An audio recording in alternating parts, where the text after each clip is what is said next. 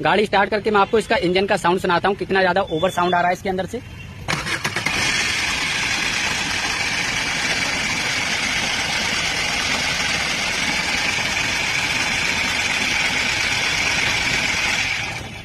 आपने सुना कितना ज्यादा इसमें से साउंड आ रहा है। ऐसा लग रहा है कि इसका इंजन बहुत ही ज्यादा आवाज कर रहा है अंदर से, पर इंजन के अंदर से कोई आवाज नहीं आ रही। जो आवाज है वो साइड में हमारा एडजस्टर लगा रहता है, जो हमारी बेल्ट चलती है फैन बेल्ट, उसको एडजस्ट करता है, उसके बैरिंग की ये आवाज है। मैं आपको दिखाता हूँ, ये बैरिंग रहता है, इस तरीके का बैरिंग रहता है जो आवाज कर रहा है, बहुत ही ज्यादा खराब हो चुका है। तो इस बैरिंग को हमें चेंज करना पड़ेगा, तभी ये प्रॉब्लम सॉल्व होगी। तो अगर आपकी गाड़ी में भी इस तरीके का ओवर साउंड आ रहा है तो एक बार इस बैरिंग को जरूर चेक करवा लें। छोटी सी इन्फॉर्मेशन थी, अगर आपको पसंद आए तो वीडियो को लाइक करना बिल्कुल ना भूलें।